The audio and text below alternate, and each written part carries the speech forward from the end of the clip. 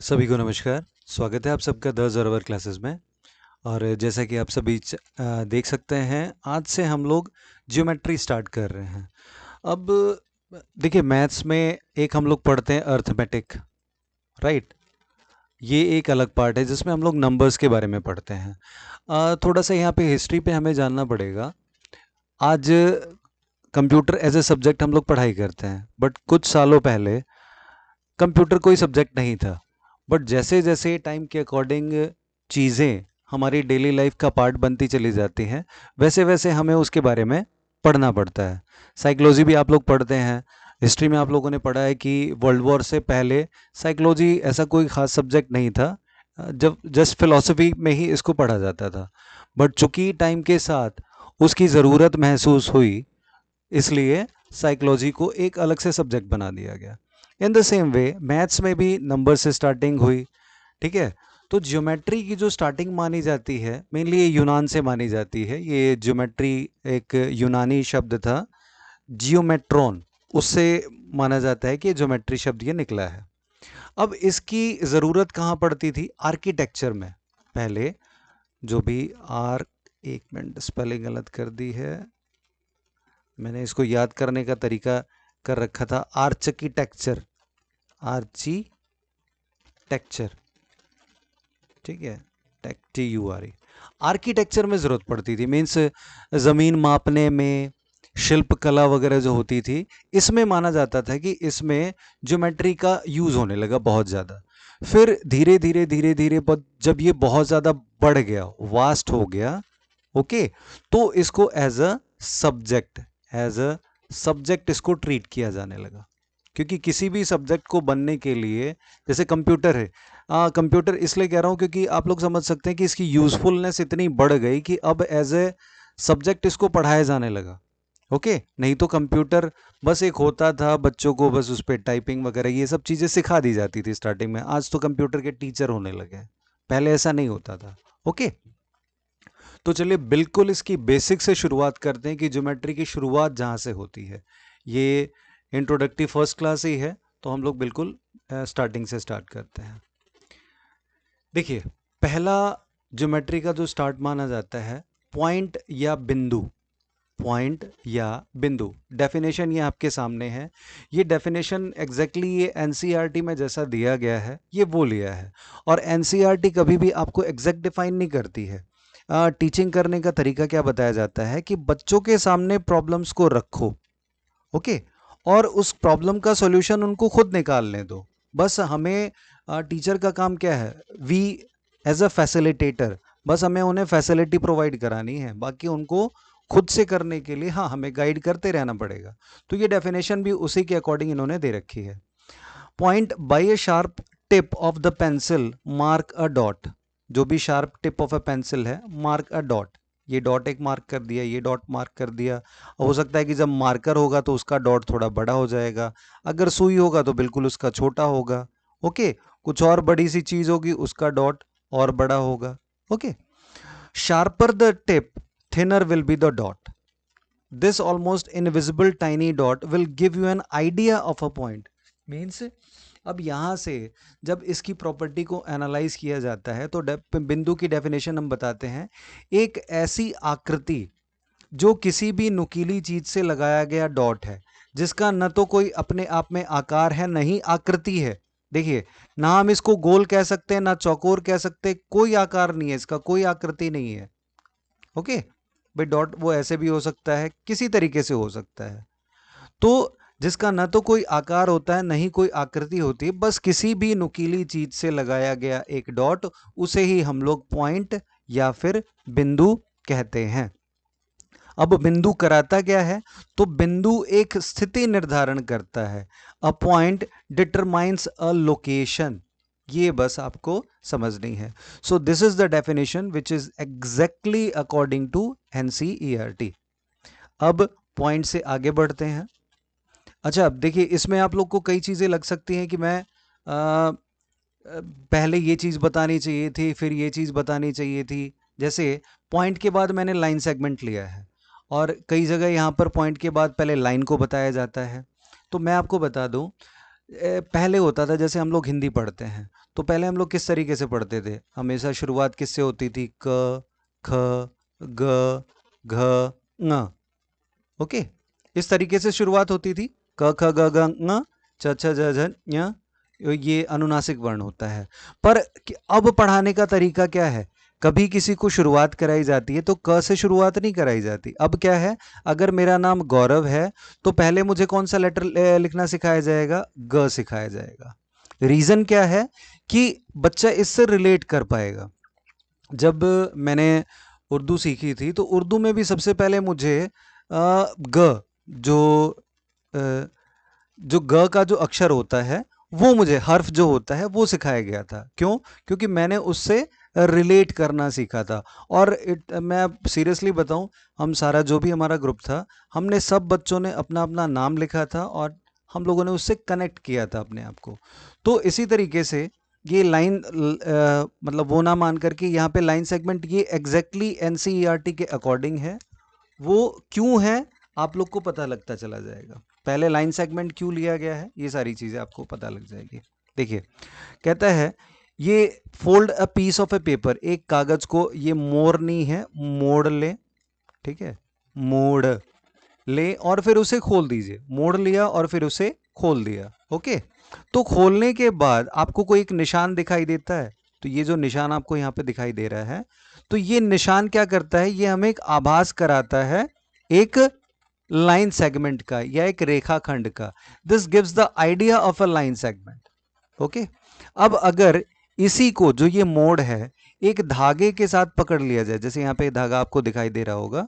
Okay, तो ये यहाँ पर और एक यहाँ पर, ये पॉइंट, दो पॉइंट दिखाई दे रहे हैं, मीन्स ये जो लाइन है ये इस तरीके से किया, तो ये है, ये इसका शुरुआती बिंदु और ये इसका अंत बिंदु। ठीक है, ये लाइन सेगमेंट हो गया। अब इसकी परिभाषा हम अपनी तरफ से दे सकते हैं।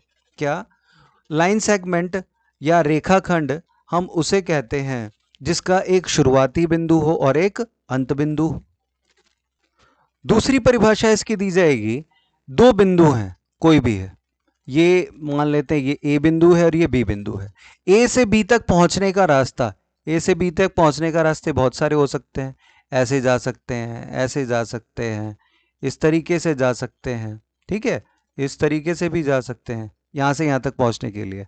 बट ए से बी तक पहुंचने का जो सबसे छोटा रास्ता होगा, ए से बी तक पहुंचने का जो सबसे छोटा रास्ता होगा, इसे ही हम क्या कहेंगे, रेखा खंड कहते हैं। और प्रॉपर्टी क्या हुई कि इसका एक शुरुआती बिंदु होता है और एक अंत बिंदु होता है। एक और परिभाषा दी जाती है रेखाखंड की, that line segment is a set of points. Set of points, बहुत सारे पॉइंट्स का सेट होता है ये, जो कि सीधा ट्रेवल करता है।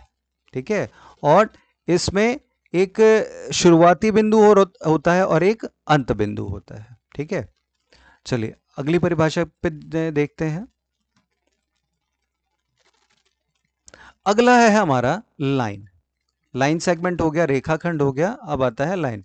That imagine that the line segment from A to B is extended beyond A. जो इमेजिन आपको ये करना है कि ये ए टू बी जो ये हमारा लाइन सेगमेंट था, इसको एक्सटेंड कर दिया गया, ए से और बी से दोनों तरफ एक्सटेंड कर दिया गया। Beyond A in one direction and beyond B in other direction. A से एक डायरेक्शन में इसको एक्सटेंड किया गया, बी से दूसरी डायरेक्शन में से एक्सटेंड किया गया। विदाउट एनी एंड, जैसे यहां तो ये इसका ए और बी का ये एंड है, बट इसको एक्सटेंड किया गया किसी एंड के बगैर। You now get a model for line. तो आपको अब जो मिलता है यही क्या होता है, लाइन होता है, या हम इसे कहते हैं रेखा। ए से बी तक, अर्थात ए से एक दिशा में बी और दूसरी दिशा में विस्तृत किया गया है, वो आपको रेखा का एक उदाहरण प्रस्तुत करता है। चलिए अब एक बार यहाँ पे और भी समझ लेते हैं। अगर हम ए बी लाइन सेगमेंट लिखते हैं तो उसको इस तरीके से डिनोट किया जाएगा, यहाँ पे एक शुरुआती बिंदु और एक यहाँ पर अंत बिंदु। पर अगर ए बी एक लाइन है तो वो लाइन किस तरीके से डिनोट किया जाएगा, इसमें दोनों तरफ एरो रहेगा। अगर आपको लाइन दिखाना है तो लाइन को शो करने का तरीका, हम सिर्फ एक लेटर से भी इसको डिनोट कर सकते हैं। हम इसे एल नाम दे सकते हैं, एम नाम दे सकते हैं, एन नाम दे सकते हैं। एक लेटर से भी हम किसी लाइन को डिनोट कर सकते हैं। बट लाइन सेगमेंट जब भी होगी वो हमेशा दो लेटर होगी और उसमें एक स्टार्टिंग पॉइंट होगा और एक एंड पॉइंट होगा। अगला पॉइंट है इंटरसेक्टिंग लाइन, या इसको कहते हैं प्रतिच्छेदी रेखाएं। प्रतिच्छेदी रेखा, ठीक है, इंटरसेक्टिंग लाइंस। कह रहा है डायग्राम आपके सामने है, कह रहा है look at the diagram, two lines, दो लाइन है L1 एंड L2। ये L1 दिखाई दे रहा है और ये L2 दिखाई दे रहा है। Both the lines pass through the point P। दोनों लाइंस किससे पास हो रही हैं? P से पास हो रही हैं। वी से L1 and L2 intersect at P। तो जब तो हम इसे ही क्या कहते हैं कि ये L1 और L2 एक दूसरे को P पर इंटरसेक्ट कर रही हैं या प्रतिच्छेद कर रही हैं। और इसीलिए यहां पे डेफिनेशन क्या दी गई है? If two lines have one common point they are called intersecting lines. यदि दो रेखाओं में एक उभयनिष्ठ बिंदु हो तो उन्हें हम प्रतिच्छेदी रेखाएं कहते हैं। अब हमें सिर्फ डेफिनेशन नहीं बतानी है, प्रॉपर्टी क्लियर करने के लिए एग्जाम्पल समझाना बहुत ज़रूरी है। तो इसके हम एग्जाम्पल्स दे सकते हैं। जैसे हमारी नोटबुक है, तो नोटबुक के जो सिरे हैं वो भी एक दूसरे को काटते हैं एक लाइन पर, तो वो हम क्या कह देंगे? ये इंटरसेक्टिंग लाइंस हैं। जो हमारा इंग्लिश का लेटर है उसमें एक्स, ये इंटरसेक्टिंग लाइंस को दिखाता है। अगर हम लोग सड़कों की बात करें, ओके, तो सड़कें भी हमारी कुछ इस तरीके से होती हैं, तो ये भी कहीं ना कहीं इस तरीके से ये इंटरसेक्ट कर रही होती हैं एक दूसरे को। तो ये this gives an idea of intersecting lines या प्रतिच्छेदी रेखाएं। इसके बाद आ जाता है पैरेलल लाइंस। पैरेलल लाइंस क्या कहते हैं? Lines which do not meet are said to be parallel. ऐसी दो रेखाएं जो कभी नहीं मिलती हैं उन्हें हम पैरेलल कहते हैं। जैसे इनके, या दूसरी बातों कहा जाए कि जिनके बीच का डिस्टेंस हमेशा बराबर हो। अगर यहाँ पर 1 सेंटीमीटर है और 1 किलोमीटर दूर जाने के बाद भी अगर उनके बीच का गैप 1 सेंटीमीटर ही है तो ये क्या कहलाएगी? पैरेलल लाइंस कहलाएगी या समांतर रेखाएं कहलाएगी। इसका एग्जाम्पल आप देख सकते हैं, ये the opposite edges of ruler, ये क्या है? पैरेलल है, क्योंकि ये कभी नहीं मिलेंगे आपस में। The cross bars of this window, जो खिड़कियां होती हैं उनके क्रॉस बार्स हैं। ये एग्जाम्पल्स यहाँ पर हैं। आपको बच्चों से भी और पता करना है कि हाँ बच्चों तुम बताओ कि तुम्हें ऐसी लाइंस कहाँ नजर आती हैं। रेल की पटरियां is the best example of parallel lines, क्योंकि आपस में मिलती नहीं है। ओके, अगर थोड़ी सी भी टेढ़ी हुई तो देखिए लाइन है, लाइन तो एक्सटेंड करी जा सकती है कहीं पे भी, तो ये कहीं ना कहीं तो जा करके काट देंगी। ओके, तो ये कहीं ना कहीं जब जा करके काट देंगी तो ये क्या कहलाएंगी? इंटरसेक्टिंग लाइन हो जाएंगी। इंटरसेक्टिंग लाइन या प्रतिच्छेदी रेखाएं ये हो जाएंगी, पैरेलल नहीं होंगी। अगला है रे, या हिंदी में हम इसे कहते हैं किरण। ओके, पहले परिभाषा देख लेते हैं। कहता है रेखा का एक भाग होता है, means Kiran is a part of A line. यह एक बिंदु से प्रारंभ होती है जिसे प्रारंभिक बिंदु कहते हैं और एक दिशा में बिना किसी अंत के विस्तृत होती है। मीन्स रेखा का ही एक पार्ट होता है जो शुरुआत तो होती है, एक बिंदु से प्रारंभ होती है जिसे हम इसे प्रारंभिक बिंदु या स्टार्टिंग पॉइंट कहते हैं। This is a starting point, पर बिना किसी अंत के विस्तृत होती है, बट इसका एंड नहीं होता। ओके, इसी को हम क्या कहते हैं? रेखा या फिर किरण। अब आप इसका एग्जांपल यहाँ पे देख सकते हैं। ये एक टावर है, जहाँ से लाइट टावर हम कह सकते हैं। तो देखिए ये जो लाइट रेज जो निकल रही हैं, इनका स्टार्टिंग कहाँ से है? इनका स्टार्टिंग तो यहाँ से है, पर इसका एंड कहाँ पर होगा? एंड तो कहीं पर नहीं होगा। अब आप क्या, कई बच्चे कह देंगे कि ये जमीन पर यहाँ पर आकर के खत्म नहीं, तो लाइट रेज रिफ्लेक्ट भी तो होती है, तो एंड नहीं हुआ। टॉर्च है, टॉर्च में से जो भी लाइट रेज निकली वो क्या हुआ? स्टार्टिंग तो हमें पता है कि यहाँ से हो रहा है, बट एंड है। सूरज की किरणें सबसे अच्छा एग्जाम्पल है। सूरज की किरणें, सूरज की रेखाएं क्यों नहीं कहते? सूरज की रेखाखंड क्यों नहीं कहते? इसी यही कारण है, क्योंकि स्टार्टिंग हमें पता है सूरज से होता है और इसका एंड नहीं पता। अब यहीं पर आप एक बात और समझ लेंगे, अगर रेखाखंड है तो हम इस तरीके से डिनोट करेंगे, अगर रेखा है तो हम ये लाइन होगी, दोनों तरफ एरो होगा, और अगर किरण है तो ये होगा। जैसे कई बार क्या देगा, ये नहीं कहेगा कि ए बी एक रेखा है, कहेगा ए बी और बी सी ए आपस में जुड़ रहे हैं, तो आपको ये खुद ही समझना पड़ेगा कि ये ए बी क्या है, ये किरण की बात हो रही है। अगर ये ए बी इस तरीके से दिया होगा तो आपको खुद समझना पड़ेगा कि ये रेखाखंड की बात हो रही है, और अगर ये दिया होगा तो आपको समझना पड़ेगा कि ये रेखा की बात हो रही है या फिर लाइन की बात हो रही है। चलिए अब एक क्वेश्चन है, इस पे इसको देख लेते हैं जरा। पहला प्रश्न है, use the figure to name 5 points. ये फिगर हमारे पास है, इसमें हमें 5 पॉइंट्स के नाम बताने हैं। तो पॉइंट्स दिख रहा है हमें, पहला हो गया डी, सेकंड ई, ओ, बी और सी, ये फर्स्ट का आंसर हो गया। सेकंड का है एक लाइन।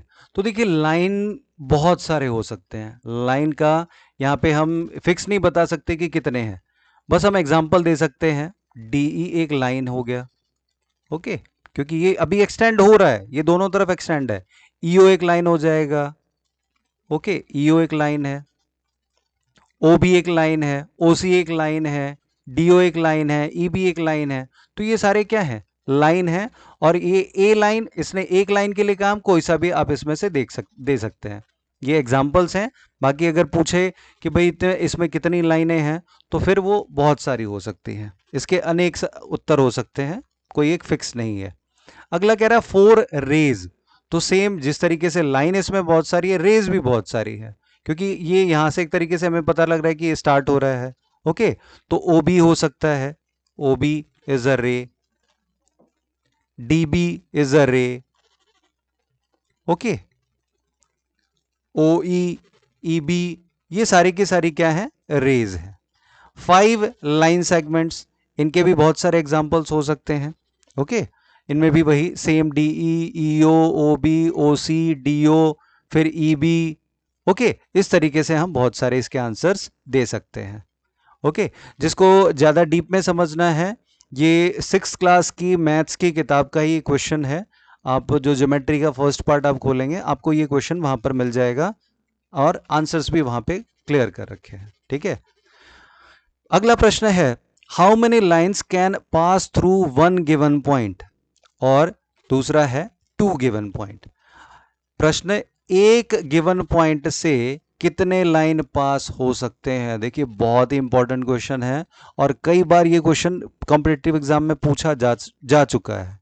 ये एक पॉइंट है, इससे कितनी लाइनें खींची जा सकती हैं, कितने लाइंस पास हो सकती हैं।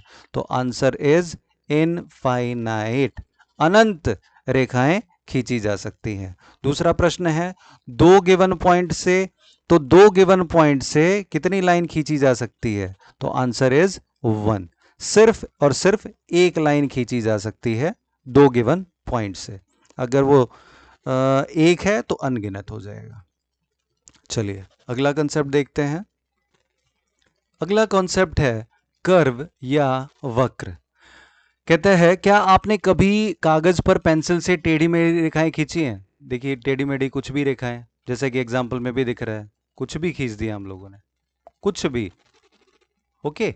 तो जो भी ये टेढ़ी मेढ़ी रेखाएं खींची हैं, और इससे जो कि हमें एक आकृति प्राप्त होती है, इन्हीं आकृतियों को वक्र कहते हैं। Have you ever taken a piece of paper and just doodled the picture that are result of your doodling are called curves. इन्हें हम लोग क्या कहते हैं, कर्व कहते हैं।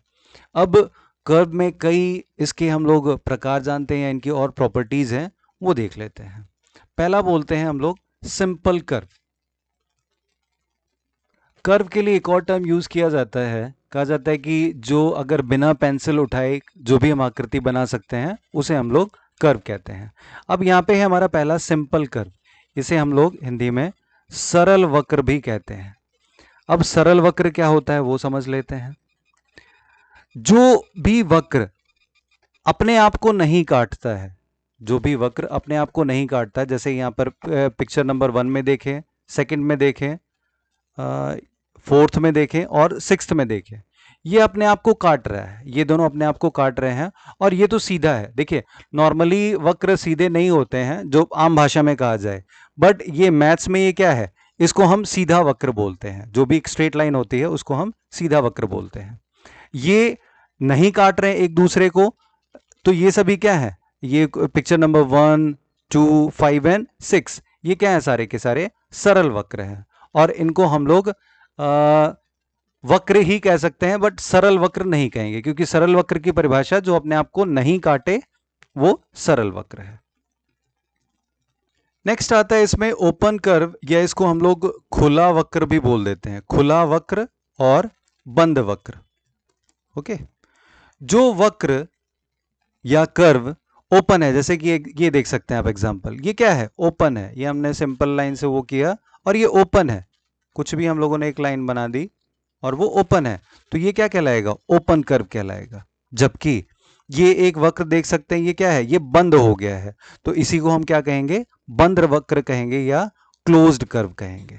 ठीक है, अब हमारे पास कोई एक क्लोज्ड कर्व है, ओके, इसका इंटीरियर या इसको हम लोग अंतः भी कह सकते हैं, 3 भागों में बांटती है, वक्र का अभ्यंतर, अगर जो वैसे टेक्निकल उसमें बोले तो ये कहा जाता है वक्र का अभ्यंतर, बाउंड्री मीन्स परिसीमा, और बाह्य मीन्स ये एक्सटीरियर मीन्स इसको बहिर्भाग बोलते हैं, बहिर्भाग। ओके, ये र यहां नहीं आएगा, यहां आएगा, बहिर्भाग। अभ्यंतर जो भी अंदर है, अंदर के हिस्से को हम अभ्यंतर बोलते हैं। परिसीमा, ये जो बाउंड्री आप लोगों को नजर आ रही है इसको कहते हैं परिसीमा या बाउंड्री, और एक्सटीरियर जो भी इसके बाहर है वो सारा का सारा क्या कहलाएगा, इसका एक्सटीरियर कहलाएगा। तो कोई भी वक्र, उसके ये 3 भाग माने जाते हैं। एक बार फिर से मैं कर दूं, सरल वक्र जो अपने आप को नहीं काटता है वो सरल वक्र, ओपन कर्व जो ऐसा कर्व जो ओपन है, खुला हुआ है, ओपन कर्व, जो बंद हो गया उसको बंद कर्व कहते हैं। वक्र के 3 भाग, इंटीरियर, बाउंड्री एंड एक्सटीरियर। अगला है हमारा पॉलीगन्स। अब हमने कर्व को समझ लिया, पॉलीगन के एग्जांपल्स देख करके आपको बहुत हद तक आइडिया लग जाएगा। पॉलीगन्स या बहुभुज, उसमें हम लोग फ्री हैंड लेते हैं, कर्व में हम लोग क्या लेते हैं, फ्री हैंड लेते हैं, हम कोई सी भी आकृति फ्री हैंड से बना सकते हैं। But a figure is a polygon if it is simple closed figure made up entirely of line segments. देखिए 2 प्रॉपर्टी है, एक तो क्लोज्ड फिगर होनी चाहिए और लाइन सेगमेंट से बनी होनी चाहिए। ऐसी आकृतियां जो केवल रेखा खंडों से ही बनी हो, यहां पे थोड़ा सा एक और चीज लिखना पड़ेगा, ऐसी बंद आकृतियां जो केवल रेखा खंडों से ही बनी हो बहुभुज कहलाती हैं। एग्जांपल्स देख सकते हैं, इसमें सिर्फ रेखाखंड है, इसमें सिर्फ रेखाखंड है, ये आपको देखने में ऐसे लग सकता है बट ये भी क्या है, एक रेखाखंड है। ठीक है, सीधा है ये, ओके, ये सब रेखाखंड है। ये अब बताइए क्या ये एक पॉलीगन है, ये एक पॉलीगन नहीं है, क्योंकि आप देख सकते हैं ये एक रेखाखंड नहीं है, ये क्या आ गया, ये कर्व आ गया। ठीक है, so this is not a polygon, this is also a polygon कह सकते हैं, क्योंकि ये रेखाखंडों से मिलकर के बनी है। बट इसकी एक और परिभाषा है, यहां से एक और प्रॉपर्टी आती है, ऐसी सरल आकृतियां। अब देखिए सरल वक्र, छोटा छोटा एक माइनर सा डिफरेंस है जो हमें डेफिनेशन को समझने में मदद करता है। अभी हम लोगों ने सरल वक्र की बात करी थी या सिंपल कर्व की बात करी थी। सिंपल कर्व वो होते हैं जो आपस में एक दूसरे को नहीं काटते, तो ये क्या है, देखिए ये एक दूसरे को काट रहे हैं। तो पॉलीगन्स वही होंगे, ऐसी सरल आकृतियां होंगी जो रेखाखंडों से मिलकर के बनी होंगी। तो यहां पे एक और प्रॉपर्टी आप लोग लिख लेंगे, अ फिगर, या यहां पे लिख लो सिंपल फिगर, सरल आकृतियां। ठीक है, ऐसी बंद सरल आकृतियां,